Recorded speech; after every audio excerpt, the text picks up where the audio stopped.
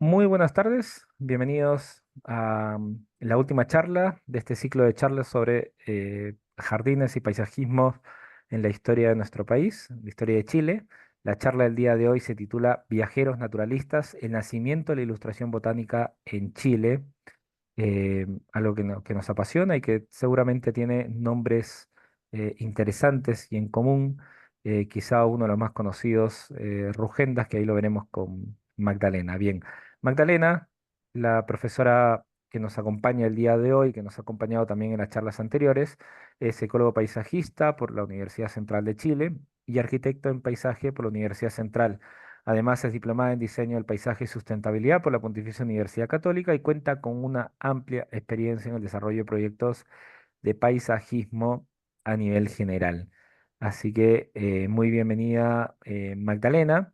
Vamos a hacerle un poquito más corto la presentación debido al ¿Mm? problemita que tuvimos con el enlace, pero bueno, em, bienvenida y todo tuyo la charla del día de hoy. Hola, ya. Hola a todos, muchas gracias, Raúl. En la charla de hoy día hice una selección de viajeros naturalistas, varios de ellos botánicos, pero además incluí viajeros naturalistas de otras áreas de la ciencia. Espero que les guste este tema. ¿Se ve bien? Sí. Bueno. Hoy día vamos a hablar de la inspiración naturalista, de el por qué el tema de los viajeros naturalistas y todos estos científicos que llegaron a lo largo del siglo XVIII, siglo XIX específicamente, e incluso un poco antes también, a Chile. ¿Qué motivación nos entrega a todos los que estamos de una u otra manera ligados con temas de naturaleza, ya sea a través de la ciencia, la ilustración, la botánica, la geología, entomología, etcétera? Es un mundo de posibilidades, de conocimientos que a lo largo de la historia hay bastantes biografías interesantes. Después, ¿cuál es la motivación de los viajeros naturalistas? ¿El por qué se motivaban con estas expediciones que duraban meses, años incluso, a tierras lejanas y desconocidas? Y después una breve selección de algunos viajeros, porque en realidad vinieron muchos a Chile, y seleccioné algunos en especial. Bueno, mi inspiración como naturalista, el por qué este tema es apasionante y por qué se liga mucho con el tema del paisajismo, con el tema de la ilustración botánica y la ciencia en general. Bueno, mi inspiración nace desde niña. Afortunadamente en mi casa había una biblioteca muy abundante y con libros que de verdad marcaron un poco esta visión de niña, un poco intrusiando los libros de los papás, ¿cierto? Llegué a los libros de Darwin. Mi papá tenía muchos libros de viajes de naturalista en general, y pese a que quizás de chica no los leía, ya las imágenes hablaban por sí solas, y después más de grande, por supuesto, adentré en el tema. Y también había una colección de libros chilenos con fuerte contenido científico, como la revista chilena de Historia Natural, la colección completa, donde se abordaban temas desde arqueología, entomología, botánica, etcétera, y la revista Expedición a Chile, que sin duda fue lo que más marcó mi viaje de la ilustración naturalista. ¿Ya? Y que tiene que ver con esta profunda admiración de este trabajo de los años 70 en Chile, recorriendo nuestro país y mostrando toda esta diversidad y patrimonio natural de nosotros. Entonces acá un poco mostrarles un pequeño extracto de esta biblioteca, la revista de Expedición a Chile, los libros de Darwin y todo este mundo donde se abarca paleontología, arqueología, insectos, botánica, vida marina, entre tantos otros temas. Bueno, también esto motivó desde la infancia, ¿cierto? Estos viajes a la naturaleza, a dibujar, a explorar. El registro en diarios naturalistas es el fuerte y es un poco el legado que queda de esta exploración de estos viajeros que llegaron desde la antigüedad, desde otras épocas, otros siglos en el fondo, a Chile y al resto del mundo de las tierras lejanas por explorar, donde registraban sus observaciones, muestras, etcétera, a través de cuadernos de registro. Acá un poco esta exploración de la naturaleza y cómo se plasma en dibujo, el coleccionismo, recolección de muestras en terreno que se hacía en esa época. Los barcos estaban preparados con laboratorios, con herbarios, un montón de herbarios, frascos, cajas donde guardaban muestras, animales incluso.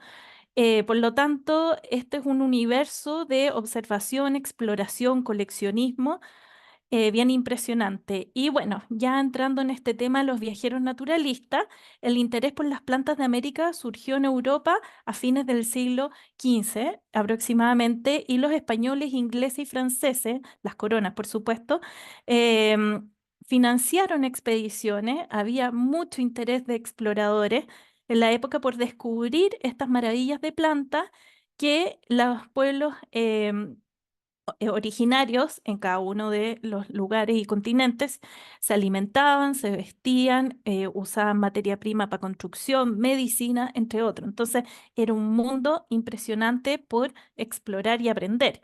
Entonces, más adelante, ya en el siglo XVIII, específicamente, diferentes botánicos llegaron a Chile a través de expediciones desde Europa, donde estos estudiosos recolectaban muestras a lo largo del territorio en expediciones larguísimas con toda la adversidad de nuestro clima. Pensemos en la geografía de nuestro país, largo, angosto, con una cordillera bien impresionante, con todas estas diferentes ecorregiones, ¿cierto? Diferentes lugares, tenemos desiertos, océanos, hielos. Y por lo tanto, todos estos estudiosos recorrieron estos territorios, por supuesto acompañados de un gran contingente de personas, ayudantes, gente local, ¿cierto?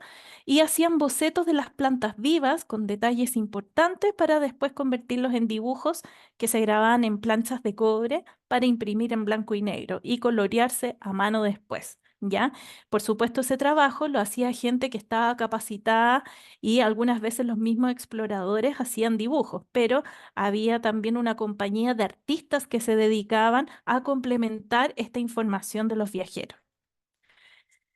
Pero también, complementando los viajes botánicos, llegaron viajeros de otras disciplinas científicas, como astrónomos, cartógrafos, geólogos, que entre otros contribuyeron al conocimiento de nuestro patrimonio. Nuestro país tiene un fuerte componente minero, por decirlo de alguna manera, y varias exploraciones y geólogos que llegaron acá descubrieron todo nuestro potencial en cuanto a las riquezas de minerales que tenemos en el país. También se hizo abundantes estudios, cartografía de nuestra loca geografía también. Por lo tanto, hubo mucho aporte en las diferentes disciplinas de la ciencia. Aquí un resumen de algunas imágenes de viajeros que vamos a hablar, como tenemos, por ejemplo, el libro de Marianne North, las imágenes de María Graham, cartografías de la época, algunos detalles de las investigaciones de Darwin, por ejemplo. Y bueno, la motivación, ¿cuáles eran las motivaciones que tenían estos viajeros naturalistas y quienes financiaban, ¿cierto?, estos viajes? Y bueno, acá los separé por temas, un poco como para que viajemos en el tiempo y le tomemos el peso a estas aventuras que duraban mucho tiempo. Y la primera motivación era, de este resumen, es la clasificación y catalogación de las especies. Uno de los principales propósitos de estos viajes naturalistas era recolectar, describir y clasificar nuevas especies de plantas, animales y minerales. Pensemos que después de Linneo, que acá tenemos el libro en el fondo donde Linneo en 1762, por ahí aproximadamente, describe las formas de ordenar y clasificar todas las especies, ¿ya? Nace acá la nomenclatura binaria, la taxonomía, y por lo tanto, después de Linneo, todas las clasificaciones de especies son exactas y es la metodología que tenemos actualmente en las diferentes ciencias. Antes de Linneo, las descripciones eran una descripción de características que no estaba ligado a la ciencia estricta, había muchos errores y también había una suerte de fantasía, ya que los relatos iban de boca en boca cuando se hablaba de ciertas plantas y por lo tanto la información se iba modificando a lo largo del tiempo. Entonces, después de este trabajo, en 1760 aproximadamente, hubo una ordenación científica de toda esta información y por lo tanto todos los viajeros naturalistas pudieron clasificar y recolectar las muestras para hacer el trabajo serio que hoy en día conocemos. Después, otra motivación es la exploración científica y geográfica. Estos viajes permitían explorar, mapear regiones desconocidas para comprender mejor la geografía de los territorios coloniales, especialmente de América, África y Asia. Entonces, aquí también hay un fuerte componente eh, de describir el territorio, de hacer la cartografía, los mapas, de describir la geografía de los lugares. Bueno, y aquí puse una imagen sobre Tierra del Fuego, ¿cierto? De una de las expediciones de Darwin, donde se relata en el fondo y podemos observar cómo era una imagen cotidiana, ¿cierto? De esta exploración y que, por supuesto, llevó también mucha cartografía asociada a este territorio como un ejemplo de muchos que hubo a lo largo de estos siglos. Después del intercambio y explotación económica, las potencias coloniales estaban interesadas en descubrir recursos naturales que pudieran explotarlos económicamente y los naturalistas eran el medio para obtener esta información, identificar plantas útiles para la agricultura, la medicina, la industria textil y otros. Estamos en un contexto de la historia donde no existía medicina como la conocemos hoy en día, por lo tanto las plantas jugaban un rol importantísimo. También habían plantas que se podían explotar a nivel alimentario, o sea, en Europa hubo muchas crisis también, hambrunas, etcétera, por lo tanto, el descubrir nuevas plantas que pudieran servir para este fin valía oro en esa época. Los avances en la medicina, ya que la medicina de la época era prácticamente en base a plantas, se hicieron muchos herbarios y estudios farmacológicos con los resultados de las investigaciones y descubrimientos de plantas y relatos, ¿cierto? Las observaciones que tuvieron estos viajeros en los territorios con la gente que vivía en el lugar y que en el fondo utilizaba medicinas de estas plantas para que todo estos conocimientos influyó en la medicina europea posteriormente. Después, el interés imperial y colonial, una forma de marcar territorio, ¿cierto? Presencia de las colonias eh, europeas era justamente visitar estos territorios y investigarlo y que la gente local se diera cuenta que estaban presentes. Era una representación de las coronas. Y bueno, entendiendo un poco este contexto histórico, cuáles fueron las motivaciones de estos viajeros, hice una selección de algunos viajeros, porque en realidad existen muchos que no alcancé a poner en esta presentación, pero espero dejarlos motivados un poco para investigar sobre el trabajo de los viajeros naturalistas. Bueno, el primero en esta línea de tiempo es Louis Fouillet, que fue el primer botánico europeo que recorrió las costas de Chile. Fue un abate, astrónomo y naturalista. Después, entre 1708 y 1710, herboriza y describe y dibuja un centenar de plantas recolectadas y después las publica en su obra. Acá tenemos su obra principal, donde está el catálogo con muchas plantas pertenecientes a Perú y Chile. Y por supuesto, como es contemporáneo a Linneo, muchas de estas plantas fueron clasificadas por Linneo correctamente. Entonces, acá hay un trabajo científico muy potente y este es como el primer aporte en la botánica en nuestra línea de tiempo de viajeros naturalistas. Acá se puede observar el detalle de las plantas. Si se fijan, en el caso de esta alstroemeria, sale también con todo su sistema radicular, hojas, flor, todos los órganos de la planta que ayudan en el fondo a la descripción exacta y clasificación de la especie. Después del Linneo, las plantas, para clasificarlas correctamente, debían tener flores, ¿ya? Ya que en el fondo la flor tiene todos los órganos y las partes que pueden ser exactas en la clasificación de su especie. Después continuamos con Juan Ignacio Molina. El abate Molina fue un destacado intelectual chileno del siglo XVIII y que desarrolló un trabajo de investigación botánico impresionante. De hecho, se le llama el padre de la botánica chilena. En 1776 publica el Compendio de la Historia Geográfica, Natural y Civil del Reino de Chile.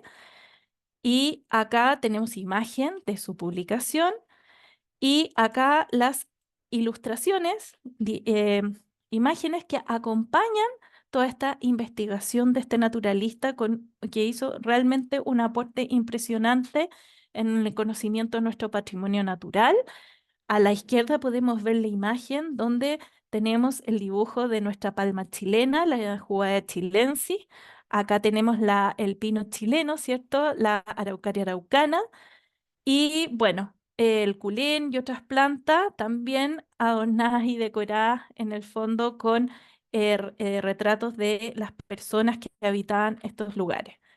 Acá a la izquierda, unas imágenes de fauna encontrada en la época. Entonces, acá todo un relato naturalista de flora y fauna, y en los viajeros naturalistas, todos hablaban también sobre la sociedad, sobre la gente, la forma de habitar nuestro territorio.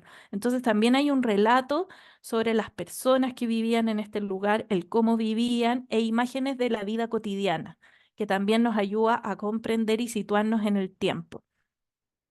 Después viene Alexander von Humboldt. Humboldt llegó, él pidió en 1799 al rey Carlos IV de España poder explorar las colonias de América e hizo un viaje que duró mucho tiempo, donde, por supuesto, su principal estadía y estudio fue en Venezuela y que tiene que ver con, él logró subir la cumbre más alta para la época, sobre los 5.000 metros sobre el nivel del mar, en el Chimborazo, que es un volcán de la época, o sea, de Venezuela, y bueno. Él descubrió, identificó alrededor de 6.000 especies de planta en todo lo que es América, y de las cuales 1.500 eran nuevas para la ciencia. A Humboldt se le llama el padre de la ecología porque en este viaje, sobre todo en el viaje a Venezuela, él descubrió que la acción del hombre interfería sobre los ecosistemas. Y hay un relato súper bonito en el libro de la invención de la naturaleza, en un capítulo donde describe su recorrido por el río Orinoco, y que habla en el fondo de la erosión de los suelos, producto del corte, la deforestación, y por lo tanto la baja del flujo de agua. Entonces hay toda una relación de sequía, deforestación por acción antrópica, y por lo tanto él descubre de que los ecosistemas están en un equilibrio y que todos los individuos que viven en él están absolutamente ligados unos con otros, y por lo tanto todos son necesarios. Entonces de ahí vienen toda la teoría y postulado que tiene respecto a temas ligados con la ecología, muy avanzado para la época. O sea, de hecho, es como un poco lo que se habla sobre el cambio climático. Bueno, desde esta época Humboldt ya fue visionario respecto a este tema. Y en Chile, él descubrió las corrientes oceánicas, la corriente fría del Océano Pacífico, y de ahí deriva en el fondo las corrientes de Humboldt. Hizo la cartografía y, por supuesto, muchos aportes en distintas áreas de la ciencia. Acá un dibujo de sus diarios de viaje, pero que no fue en Chile, pero son sobre su análisis de los volcanes en Venezuela. y en Colombia. Después seguimos con Ignacio Domeyko. Ignacio Domeyko provenía de Polonia, en 1802 nació y llega a Chile en 1838 bajo el gobierno de Bulnes, y él hizo un gran aporte minero a Chile. em, Clasificó todos los minerales que teníamos al norte. Hizo también, trabajó haciendo clases sobre mineralogía. Después en la universidad, o sea, hizo todo un aporte académico y bueno, también describió todo lo que ocurría en las cordilleras desde Copiapó y los Andes, y también hizo una descripción exhaustiva de todas las tierras del Biobío y Arauco, con numerosos hallazgos florales, arbustivos, minerales, fósiles, y por lo tanto su legado en conocimiento es importantísimo para Chile. Acá está su libro con las memorias, con todo su aporte. Y bueno, acá una imagen muy bonita de todo lo que fuera como estos elementos de laboratorio, cierta clasificación, sobre todo para sus análisis de minerales y todo lo que tiene que ver más con la geología, que fue el trabajo fuerte de Domeyko en Chile.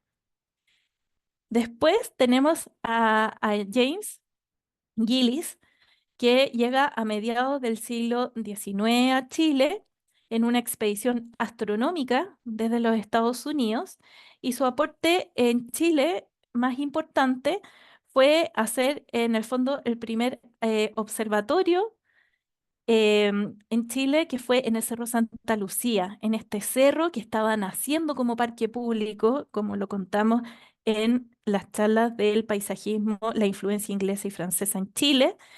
En el Cerro Santa Lucía se destinó un espacio para observar los astros, y él tuvo la misión en el fondo de trabajar en aquel proyecto. Entonces, esto es paralelo a la construcción de este parque para la ciudad en el Cerro Santa Lucía bajo la intendencia de Benjamín Vicuña Maquena.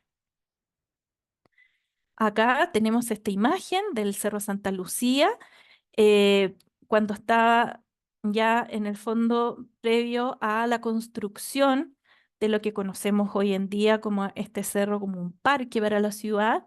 Era un peñón de piedra, ¿cierto? Un cerro pedregoso donde se puso el primer observatorio que tenemos en Chile. También aportó en mucha cartografía, en muchos estudios cartográficos. Acá hay imágenes sobre la descripción de la ciudad de Santiago en esa época. Acá hay un legado cartográfico importante también. Y bueno, está aquí su obra, Zonas de Estrellas Australes de Gillis, donde también se habla ya en esa época de nuestro importante patrimonio para observar los astros. Y bueno, continuamos con Rudolfo Filippi, que llega también a mediados del siglo XIX, y él tiene la misión importantísima de ser el director del Museo Nacional de Historia Natural.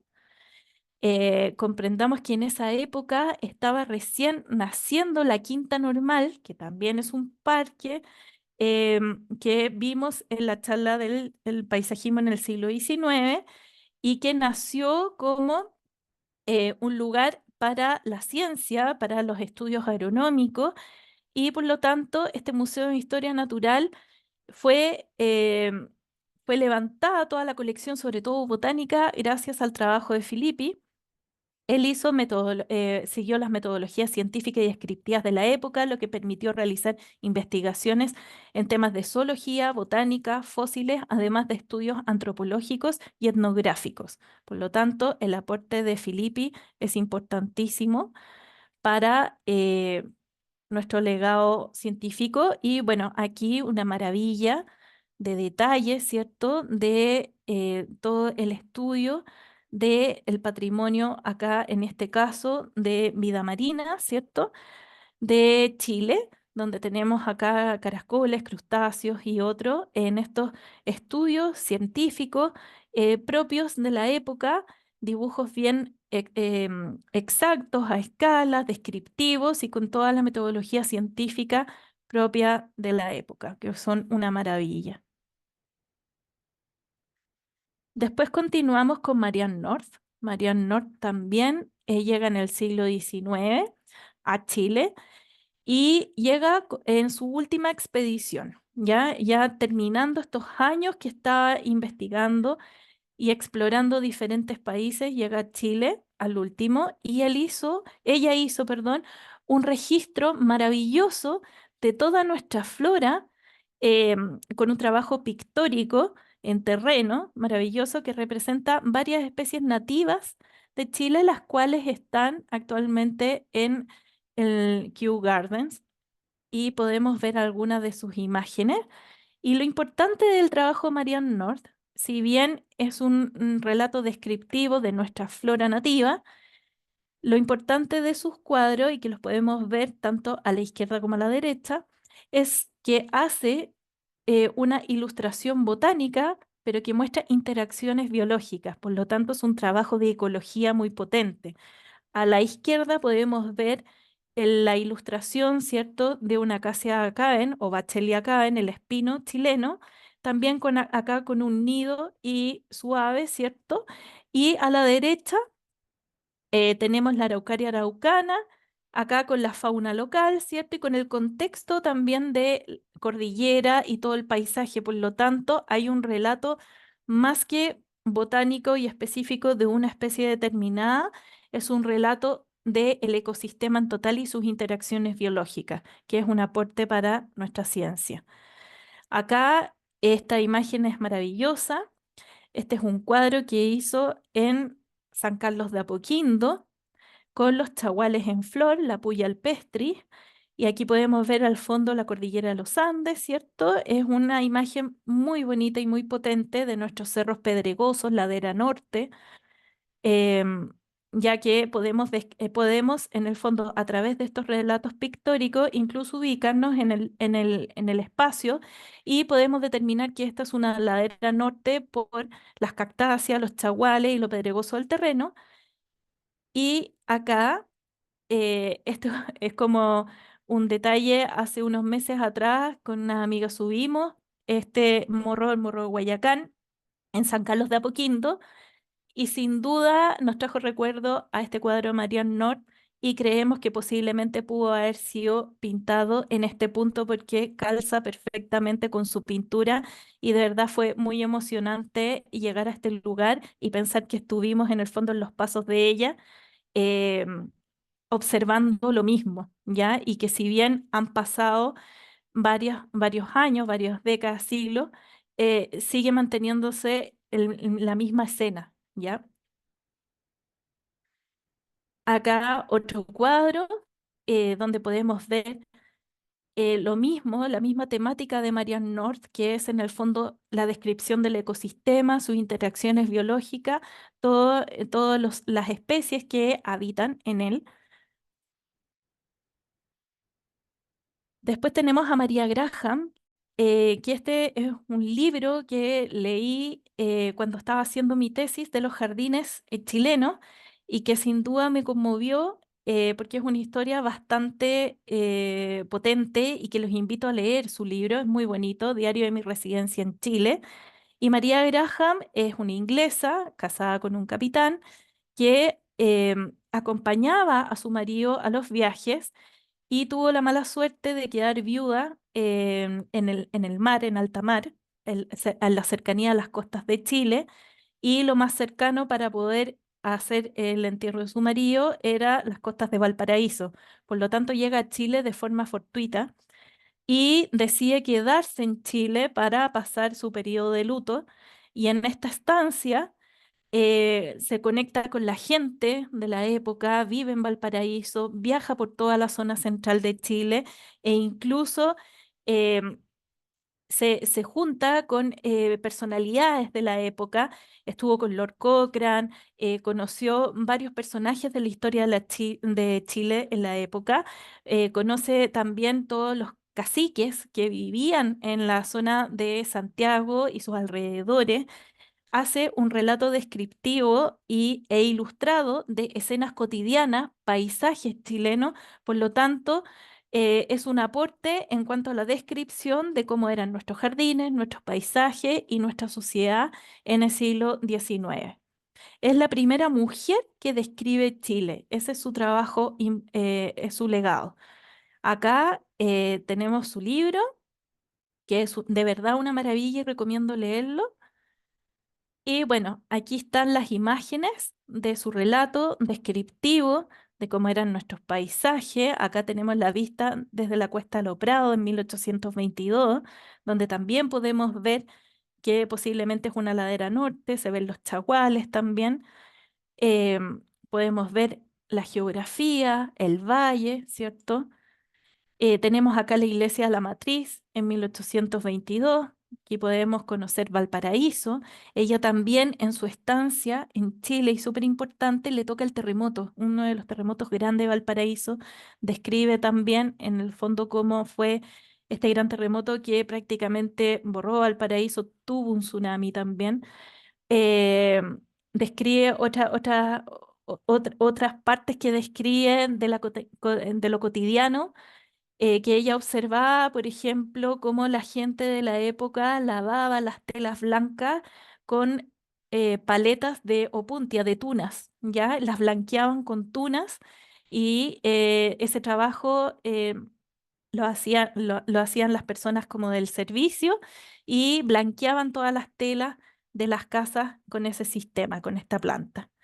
Acá tenemos la bahía de Quintero de 1822, también un paisaje descriptivo. Y bueno, pasamos a Charles Darwin. Darwin visitó Chile en varias ocasiones durante su viaje en el Beagle en 1832 y 1835. Y bueno, eh, él tuvo varios episodios de partida. Bueno, es conocido por llegar en uno de sus viajes a Tierra del Fuego, ¿cierto? Y el haber llevado, ¿cómo se llama? Dos personas patagonas a Europa y después de un tiempo regresarlas, ¿cierto? A su tierra. Y bueno, es un relato bien triste, bien difícil, porque las personas no tuvieron en el fondo una buena adaptación ni a la ida ni al regreso. Eh, es un pasaje de la historia bien difícil, pero por otro lado, pero es bien interesante de leer. Por otro lado, hay relatos súper entretenidos en cuanto a la descripción de todo lo que es su viaje por el Valle Central. Un relato descriptivo también importantísimo y que no se le tomó el peso necesario, como lo fue el terremoto de Concepción que él vivió y que describe que incluso la geografía cambió. O sea que él vio cómo se levantó la tierra un par de metros en algunos sectores, el gran tsunami que también llegó a Concepción, y que fue realmente catastrófico ese terremoto. Y por lo tanto, como que la historia y todos estos viajeros naturalistas que habitaron en cierto periodo nuestro territorio y que describieron estos hechos, no se les tomó en cuenta, y tuvo que pasar más de 100 años para que viviéramos una experiencia similar y acordarnos en el país sísmico que vivimos y que efectivamente existen tsunamis y potentes, pero esto ya estaba descrito y ya había pasado muchas veces antes. Bueno, Chile también fue un lugar clave para la consolidación de sus ideas y para terminar de formar su teoría sobre la evolución de las especies, ¿ya? Y su relación de los seres vivos con su entorno. Entonces, aquí hay un relato ilustrado, ¿cierto? De todas sus observaciones en esta estadía en Tierra del Fuego. Perdón. Acá una ilustración sobre el Estrecho Magallanes, la entrada a la Bahía San Nicolás. Y acá se describe también que, bueno, en uno de los relatos que leí en uno de sus libros, Tierra del Fuego se le denominaba porque a la medida que se iban acercando en estos barcos a nuestro estrecho Magallanes, se veían diferentes fuegos, en el fondo fogatas, que eran en el fondo de los aborígenes que habitaban el lugar, y de ahí viene el nombre de Tierra del Fuego. Acá tenemos un relato descriptivo de la ciudad de Valdivia. Por último, tenemos a Claudio Gay, que es un naturalista francés que llegó a Chile en 1828 por encargo del gobierno para estudiar y documentar flora, fauna y geografía de la historia del país, ¿ya? Él llegó con una misión específica y hacer un estudio bien concreto, pero en la medida que fue estudiando y recorriendo nuestro territorio, es súper entretenido leer su historia, ya que él se fue quedando y fue pidiendo, por favor, en el fondo, poder aumentar su estudio y su investigación sobre todo nuestro patrimonio, ya que no era suficiente y cada vez iba descubriendo más, y por lo tanto llegó a 30 volúmenes y prácticamente hizo toda una vida en el estudio de toda nuestra biodiversidad y cultura. Él deja un legado pictórico, ¿cierto? Ilustrado, tanto de nuestras escenas cotidianas como sociedad, como también nuestra flora, fauna, y todo lo que tiene que ver con nuestro patrimonio chileno. Entonces aquí tenemos escenas cotidianas de nuestra sociedad en la época, como los vendedores en la calle, por ejemplo, este cuadro, donde podemos ver cómo eran las vestimentas de la época. En algunos otros retratos sale, por ejemplo, la arquitectura, los paisajes, escenas cotidianas, etcétera. Y bueno, las láminas botánicas perfectamente ilustradas bajo todo el rigor científico de la época y clasificación para la exacta clasificación de las especies. Y al igual que las láminas botánicas que vimos en los otros viajeros naturalistas, aquí se describe y se hace disección floral para ver todas las partes exactas de la flor para la determinación correcta de las especies. Son láminas muy bonitas, todos con este sistema de grabado, ¿cierto? Después coloreados, que tenemos como legado de patrimonio chileno. Y bueno, acá una imagen de un breve resumen de esta como obsesión del trabajo de naturalistas, sobre todo en Chile, de libros que he ido comprando con el tiempo y que, bueno, la biblioteca es bastante más abundante que esto, pero de aquí se sacó harta de la información que hemos hablado en este ratito sobre esta introducción a los viajeros naturalistas en Chile y que les aconsejo leer si les interesa el tema. Entonces, la mayoría de la información es de viajeros y botánicos en Chile durante los siglos XVIII y XIX, de Waldo Lazo. Este libro muy entretenido e interesante, de Chile, los ojos de Darwin, y las imágenes de memoria chilena, la mayoría. Así que muchas gracias. Bien, muchísimas gracias, Mane. Invito a quienes están conectados a la charla que si quieren, si desean, pueden realizar sus preguntas, consultas, comentarios. Pueden hacerlo a través del chat. En el botoncito de abajo de sus pantallas van a encontrar un botoncito que dice chat. eh, y o si no, pedir la mano para que puedan también participar. Vamos a esperar Ujú. unos momentos.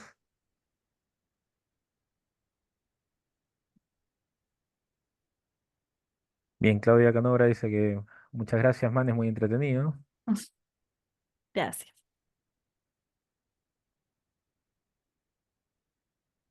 Silvia Stein, muchas gracias. Faltaron muchos viajeros naturalistas por mencionar, pero hice una selección un poquito de todos los temas.